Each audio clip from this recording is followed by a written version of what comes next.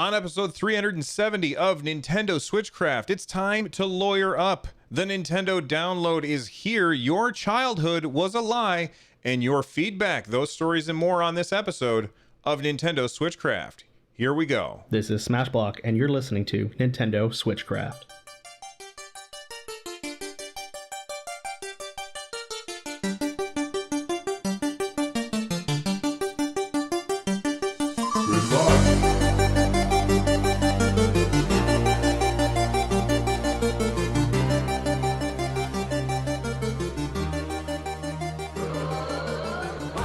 SwitchCraft is brought to you live every Monday, Wednesday, Friday, and Saturday. Tune in live over at twitch.tv/runjumpstomp. This episode of SwitchCraft is made possible by patrons just like Travis M. Get SwitchCraft and my other content ad-free for as little as $1 by joining us over at patreon.com/runjumpstomp. Leave a voicemail like you heard at the top of the show by heading on over to runjumpstomp.com /voicemail from any device, and I may even play it on the show.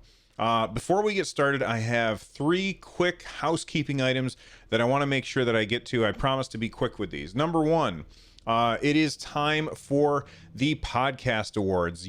Annually, every year, they have the International Podcast Awards, and the Podcast Awards last year, Nintendo SwitchCraft was nominated as the best podcast in the gaming category. We did not win, sadly, but it is the People's Choice Awards, and if you want to help me out, it's super easy to do. All you got to do is go to www.podcastawards.com and you can nominate SwitchCraft. It is under the gaming games and hobbies category. So one more time, that URL, podcastawards.com. That's plural, podcastawards.com. And you can nominate Nintendo SwitchCraft, which would be amazing if we got nominated 2 years in a row. And the way that it works is, you know, a lot of podcasts get nominated, but only the top 10 for number of nominations actually get considered for winning. So podcastawards.com, if you guys nominate us, that would be just amazing. Housekeeping item number 2. I am going on vacation. My wife and I are going to be in New York City from the 28th to the 1st, and you know, if there's extra time and we're going to be someplace for a while, I might tweet out or mention in the Discord. If you're a New York City person, come by and say hi, but I don't know if we're going to have time because we're going to be pretty busy while we're there. But I'm very excited to be on vacation. What does that mean for episodes of the show? I'm not sure. I have the ability to podcast from my phone, just depending on if, you know, the sound quality won't be as good. And, you know, you guys let me know if you want to hear the podcasts from the road. I don't mind doing it. It'll take me 20 or 30 minutes of just being on the phone and then posting it. It'll sound kind of crappy because I won't be in my awesome studio that my wife let me build. But anyway, I'll be on that vacation, so we don't know what's going to happen with those episodes on those days. Last piece of housekeeping information. 2 days ago, or maybe yesterday, I can't even remember now, I was on an episode of Breaking the Panel where they were talking about Nintendo stuff, and Charles sent me a message. He's like, I need you to get in here and talk about this stuff. This was middle of the show. So I don't show up until the second half of the show after the break. But we had a long discussion on the Joy-Con drift, what Nintendo's doing wrong, what they're doing right, and stuff like that. So make sure that you check that out. If you want to find an easy way to find that, just Google Breaking the Panel, or you can just go to runjumpstomp.com, look for the show notes for episode 370, and I put a link in the show notes for you guys. Okay. Now that we got all that stuff out of the way, let's talk about Nintendo news.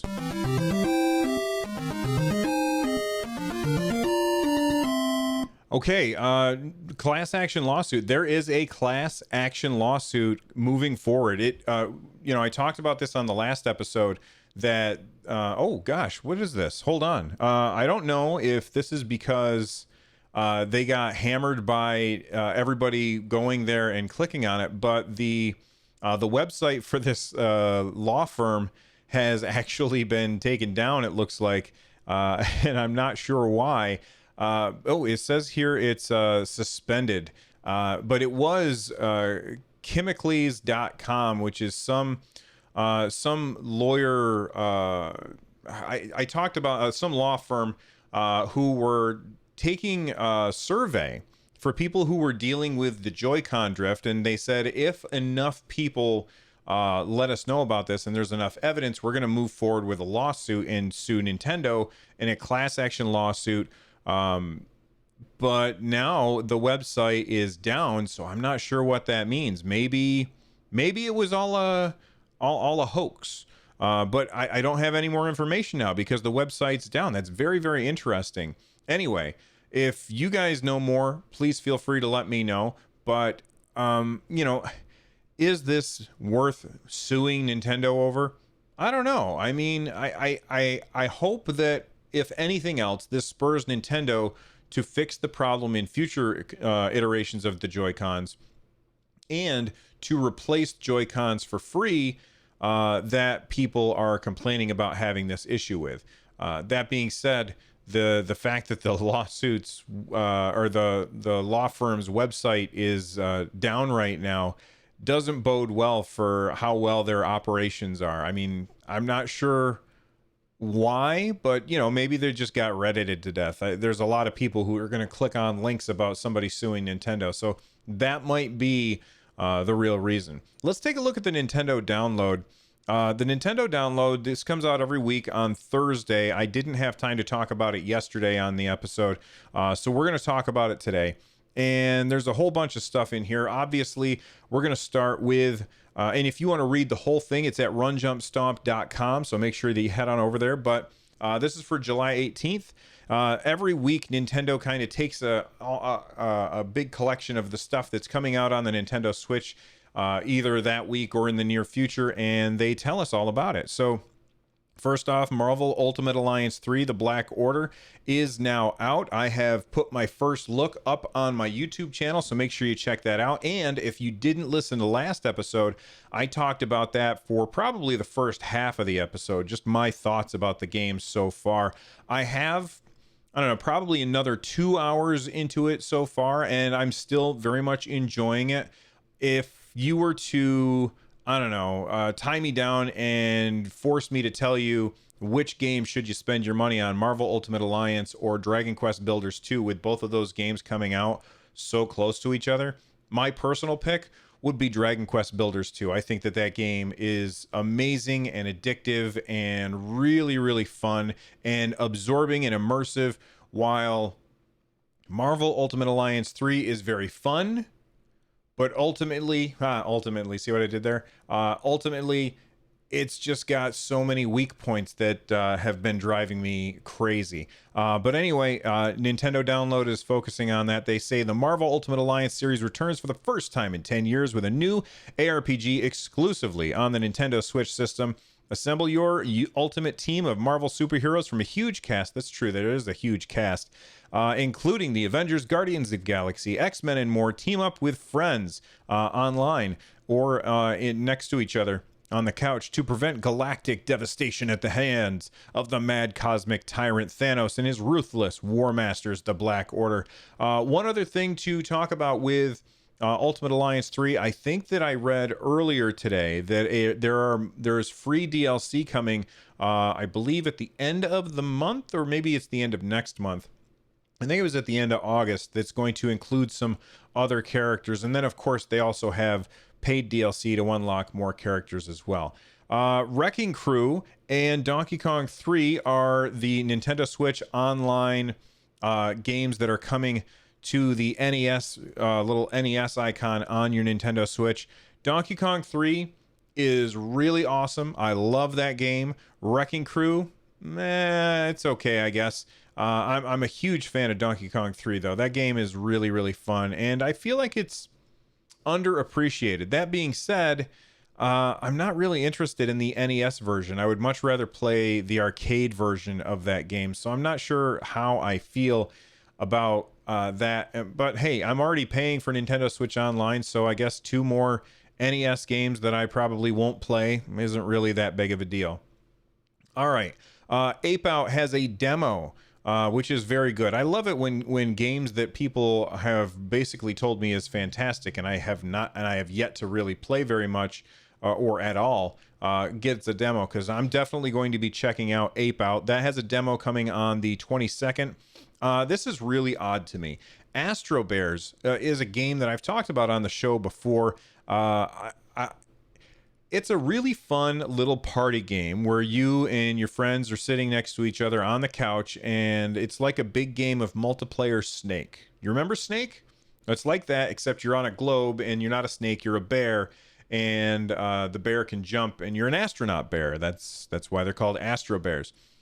This is a game that was already out, and I have not loaded this up yet, but here, let me read what it says on the official Nintendo website here. It says, get ready for the biggest cosmic comeback on Nintendo Switch. Astro Bears is back and shinier than ever, with loads of improvements, new bears, planets, and play modes to pump up the party again. Introducing a new update for the game that hundreds of thousands of players have fallen in love with. Experience even more chaotic gameplay with infinite or finite ribbons, planets ranging from small to huge, and 8 bears with different stats to experiment with. Make allies or enemies in the new competitive mode, in which players battle one-on-one over 5 challenging rounds. Invite a friend to help you collect jetfish in a 2-player jetfish hunting mode and beat the global high score together. Destroy friends in this classic party mode where berry big legends are born. And then they list off some of the other features. Now, the thing that's confusing to me about Astro Bears Party is this game was already on the Switch. I don't know why they didn't simply update that game. But what they did instead is they made a new game, and they said for the next month, it is free for anybody who has the original game. So I installed the new thing because it's free, and I figured, why the hell not? But I haven't loaded up to find out more about it. I find it odd that they didn't simply just apply a patch to the old one. I'm sure that there's some kind of technical reason why. But hey, if you have any ideas as to why that is, let me know. The game is really fun to play local multiplayer. I don't think there's any online multiplayer. It came out yesterday, and I would recommend that you pick it up if it goes on sale. Right now it's $7. I think $7 is, I would think $5 is a sweet spot, but I've seen this game on sale for, I think I've seen this game on sale for $1 multiple times since it came out. So I'm not sure. Battleship comes out on July 24th. Desktop Table Tennis Trials Edition. It's like some kind of weird ping pong game that comes out. That's $7.41, and that comes out, or came out yesterday. Also games that came out yesterday is Jim's Moving Out, Jump Head Battle for Fun, Kill 1A, Kill 1F. I don't know what the hell that means. That's a demo version. Mini Trains, Moki Moki Boy, and Redeemer Enhanced Edition. All of those games came out yesterday. On the 22nd, we've got Rise Race the Future, which is a cool little looking racing game that I have not played yet. Let's see. I don't know how to say it. It's like Automated Chef is what I think it says. Automata Chef is $14.99. That comes out on July 23rd, and that game is it's time to engineer tomorrow's kitchen today. Plan, position, program, design, and build automated restaurants, then program them to run like well-oiled machines. I always do kind of enjoy games that are like that, where you are finding ways to automate tasks. I used to do that a lot in Minecraft, specifically modded Minecraft with playing like Sky Factory, which I always found that to be really fun. Let's see, Battleship I already talked about. High Noon Revolver comes out the 23rd. Parumi comes out on the 24th, and I think that's it. Oh yeah, and on the 3DS, Pinball Breakout 3 came out this week. So There you go. There's still 3DS games coming out, few and far between. But that's the Nintendo download. There's more in the Nintendo download. So again, if you want to check that out, it's over at my website, runjumpstomp.com. All right, this is a story that I want, well, not really a story, but I wanted everybody's opinion on this. So I want you to, I'm going to read this tweet, then we'll hit the sponsors, and we'll come back and we'll talk about my thoughts on it. I got a tweet from somebody who's just Jay on Twitter, and they said, "Hey, Run Jump Stomp, I love everything about Splatoon except the fact that it's a multiplayer shooter. I really hope Nintendo makes other types of games with the Splatoon property. My dream would be a Warframe style MMO because the world looks so stylish and awesome." So that's a really cool idea. Let's hit the sponsors. And when we come back, I'm going to tell you what kind of game I would love to see featuring the Splatoon characters. Be right back. All right, everybody, we are back. And, I wonder what you guys think about what would be a cool game to feature Splatoon characters. For me, I think I would like to see like a top-down adventure style game, almost kind of similar to Marvel Ultimate Alliance, where you've got like that camera from like a 3/4 view of the camera, and you are like a twin stick shooter style kind of game. So Marvel Ultimate Alliance aesthetics and twin stick shooter style gameplay, and then of course you would have it be like squad based, so you could have 4 players, and each of the 4 players would have different weapons, and you could use those different weapons in order to overcome different things. And I think that that would be really, really cool. But what do you guys think that you would like to see with the Splatoon IP that's not a shooter, or it's not like Splatoon already is? So if you're watching this on YouTube, let me know in the comment section down below. If you are listening to this after the fact, you can tweet at me at RunJumpStomp on Twitter and use the hashtag Nintendo SwitchCraft. In fact, after the show, I'm going to tweet out a question or this question and see what people think, because now, Splatoon is kind of over, not really over, but it's kind of over. And we're no longer going to be getting updates to Splatoon outside of balance patches. And I don't know how much work has been done on Splatoon 3, but I definitely would love to see these characters and this world, because it's a very interesting world that they've made, from some other perspective. And I'm curious what you think would be a good perspective. All right. They mentioned in that last tweet an MMO style game. There is an MMO coming to the Nintendo Switch, and it's coming on August 6th. This is a tweet that comes to us from @DCUO, and that is that they was just announced at Comic-Con. DC Universe Online launches on Nintendo Switch on August 6, 2019. So if you've never played DC Universe Online, it is a game where you make a hero or a villain, and you are in the world of the DC characters. So you're going to run into characters like Superman and Batman and the Joker and Lex Luthor and Manta Ray and Aquaman and all that stuff. And you get to make your character with the power sets that you want. Maybe you want them to have super speed. Maybe you want them to fly. Maybe you want them to shoot lasers. Maybe you want them to be a melee character. You kind of get to design your character, and then you can... There's a lot of cool sliders and stuff, so you can make your character look really cool. But that game's coming to... I mean, it's already on consoles. That I believe you can play it on PS4. I don't know about Xbox, and it was originally a game that was on PC, but now it is coming to Nintendo Switch. It's a free game on the other platforms. I assume it's going to be free on this platform as well, and I think that there's going to be a lot of people who are excited for that. For me, it never really grabbed my attention. There's other games that I'm playing right now that are going to draw me away from touching DC Universe Online even a little.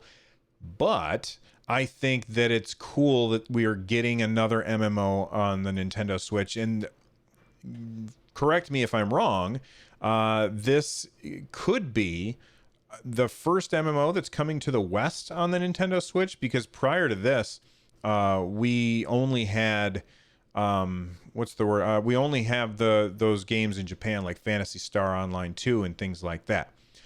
Anyway, let's talk about this really cool video that I watched on YouTube, and you can follow the link in the show notes to this video. It shows basically a few seconds from each Zelda game through the years. The entire video is about 11 minutes long, and it's just really cool to see how the world of Hyrule has changed over the years. It's especially interesting to me as somebody who grew up with Zelda. Like I grew up playing the Zelda games.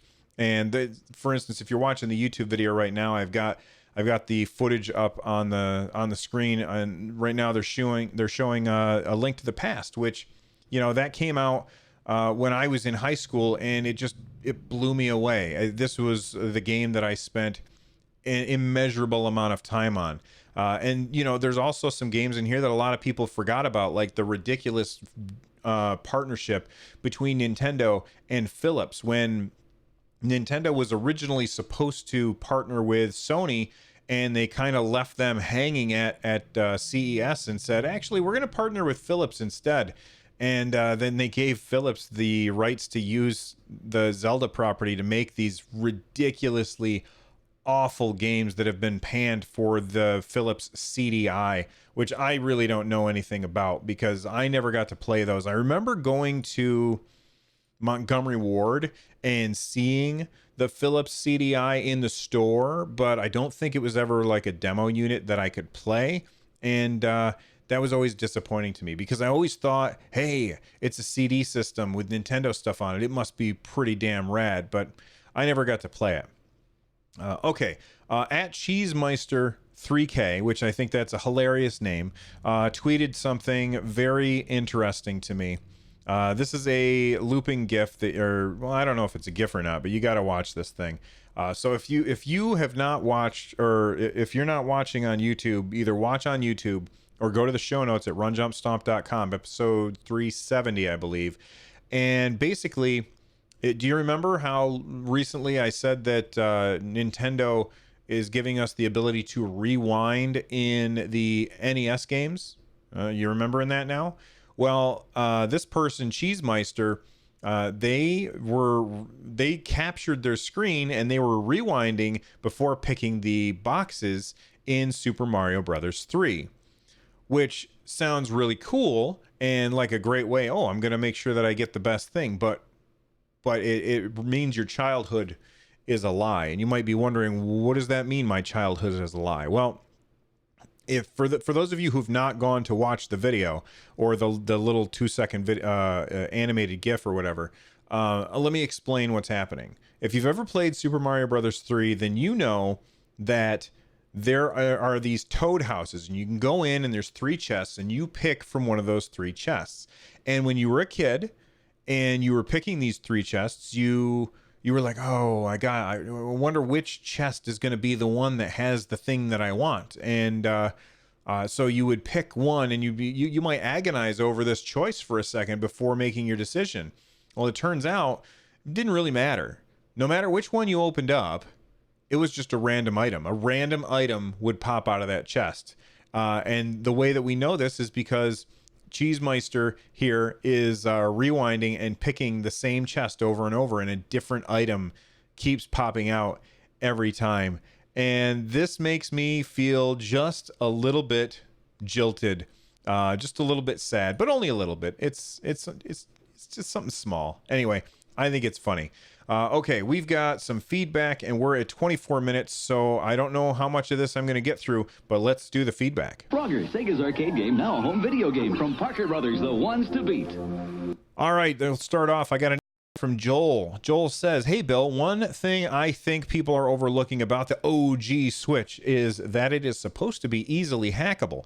Because of that, I intend to hang on to mine indefinitely, even after I upgrade to another model at some point.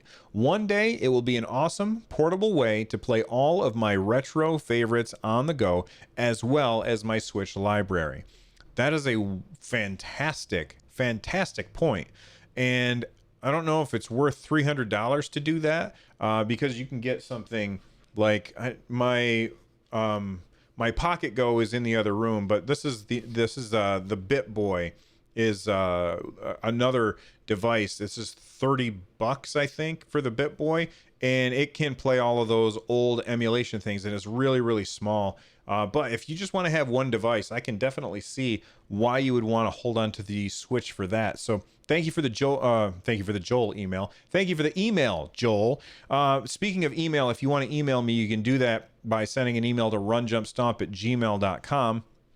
Just like Isaac did. Isaac sent in an email. They said, on the latest light switch, for those of you who don't know, when I can't fit everything into one episode of Nintendo SwitchCraft, I do a light switch of those bonus stuff. So make sure you keep an eye out for those. Isaac says, on the latest light switch, you discussed wanting a normal Switch that sells without a dock. Well, in Japan, they do have a SKU that ships without one. Now, I guess they assume all Americans are snotty Xbox players and only play on the TV. I'm kidding, of course, he says. So they don't sell it in America, but if you can find it cheap to import, it is an option. Thanks for the show.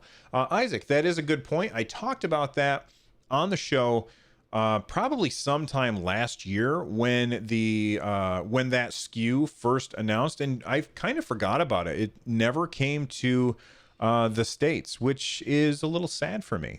I got another email. This one's from Joseph. He says, hey, Bill, just wanted to send some quick thoughts on the Nintendo Switch Lite. I've been listening to a lot of feedback on your show and online, and I'm surprised at how many seem down on the price and on the new Switch Lite itself.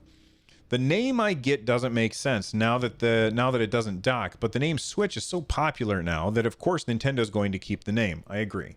Plus, it is similar to the Nintendo Switch and it plays all of the same games, so I think changing the name would create too much confusion. I agree with that too. You gotta call it a Switch. Why? Because it plays Switch games. Otherwise, you're gonna have people that are like, what the hell? What do I get for this thing? He says, for the price, I think $200 is spot on. Nintendo is one of those few gaming companies that actually make money on their hardware. Dropping the price on the Switch Lite too low would basically kill the sales for the actual Nintendo Switch. The $200 price tag immediately sounds more tempting than the $300 price tag of the Switch, and many gamers don't care about the dock, HD Rumble, or detachable Joy-Con, and they want to play the games that the Switch has to offer without coughing up another $100. I think, personally, this is me now, not Joseph, I'm sorry. For me, I think that the extra $100 for the features that you get are far, like, the games, it's only $100. That's going to buy you 2 games at most. It'll buy you, well, it'll buy you at least 2 games, and the games will come and go, but the features of the Switch OG will, those features will improve. I just think that those features are worth $100. The HD, the dock, all of that stuff, I think it's worth more than $100. And the Switch Lite makes the Switch full look like a steal. And maybe that's what Nintendo's going for. I don't know. I do know that there's people who will want to buy the Switch Lite because it is $200 and they don't want to spend that extra $100. But in the grand scheme of things, I think $100 is a low price to pay to be able to hook up your Switch to the TV. That's just me, though. He then finishes up. He says, having said that, I think it won't take long before the price of both the Switch and the Switch Lite drop as the new PlayStation and Xbox are released. I would imagine a new Switch Pro is right around the corner to compete with the announcements of the new consoles from their competitors. I'm excited for the Switch Lite, and I love the colors. I already own a Switch, but I'll definitely be picking up a Switch Lite on release. Thanks, Bill. Loving the more frequent episodes. Well, thank you for sending in the email there, listener Joseph. Let's look at the time. We got a very little bit of time left. I got an email from listener John. They said, hey, Bill, good morning. I will make this short and sweet. Thank you, because I'm running out of time. First, I kind of have a curious question for you. I've been listening to your show since before the Switch was released. I actually was shopping for a Wii U at the time when I saw a Facebook post about NX. That was a year and a half before the release date of the Switch, so I've been listening since then. but I have unlimited data with T-Mobile and stream everything. And I know you are always thanking people for downloading your show. That's right. Thank you for downloading the show. But do you get credit for people who stream the podcast with their data? Yes, I do, but I don't care how you listen. I'm just happy that you listen. So thank you for listening. No matter whether you're mowing the lawn or raking leaves or washing dishes or doing some jumping jacks right now, whatever you're doing, thank you for listening. I appreciate it. He says, now about the Switch Lite, correct me if I'm wrong, but if you have the OG Switch and pay for Nintendo Switch Online, would it be as easy as just uploading your save data from a cloud backup? I think you could even use that method if you upgraded your SD card. I am with a lot of people. The Switch Lite is not for me. I like playing on my TV and being able to play in bed. I just thought I would comment because your last show, somebody had the good idea of leaving the OG in the dock and leaving the Lite for undocked mode. Okay. So to focus on this, not every game supports cloud saves, but if you're just talking about buying a new Switch and transferring your data from one Switch to another, you can do that very easily. If you're talking about using both Switches and having your cloud backups go back and forth, then it depends on what game you're playing, because some games support cloud saves and some games do not. So Animal Crossing, no cloud saves. Breath of the Wild, cloud saves. Pokemon, shoot, I can't think of the name of the game. Pokemon Sword and Shield, no cloud saves. Mario Odyssey, cloud saves. So is that going to work for people? Somehow I doubt it. I don't think it's going to work that way. So I think you're better off just having one Switch instead of having two. I only have one more email, so I'm just going to go a little bit long on this episode, so I apologize for that, but this will keep me from having to do a light switch for tomorrow. Long time. This is an email from listener Matt. Oh, and by the way, thank you, John. Longtime listener, big Marvel Ultimate Alliance fan. I'm not sure how much experience you have with the series, but the original Marvel Ultimate Alliance had a lot of weird camera angles, even awkward and forced at times. They try and keep things fresh and give perspective depending on scenarios. I personally found Heroic to be the best camera angle. If you've played Hyrule Warriors, also made by Team Ninja, it feels a bit more like their previous game, but the distant and weird forced angles are par for the course. Keep up the good podcasting, fellow New Yorker. Thank you very much, listener Matt. I appreciate it. I did play Hyrule Warriors. The difference is Hyrule Warriors is always outside. There's no ceilings to contend with. And with Marvel Ultimate Alliance, I feel like they're always having problems with ceilings, and the camera just needs to be fixed. The camera is fundamentally broken in that game. That being said, it's still a fun game, and I stand by that. Okay, let's do the outro because I've been talking for a long time. Become a part of the community over at runjumpstomp.com/discord. You can join and watch the show live over at twitch.tv/runjumpstomp. Get a hold of me by emailing me at runjumpstomp@gmail.com. You can tweet at me at runjumpstomp on Twitter. Make sure to use the hashtag Nintendo SwitchCraft. If you want to support the show, one way you can do it is by going to the YouTube video like you're watching right now. Click the thumbs up button and hit that subscribe button and let people know about the stuff. Also, go to runjumpstomp.com/thank you. And if you like this show, check out my other stuff over at runjumpstomp.com/shows. The music you're hearing right now is Corneria, Star Fox remix by Noteblock. I'm out of here. You guys are awesome. Thank you to the live chat, and I'll see you all next time. Bye-bye.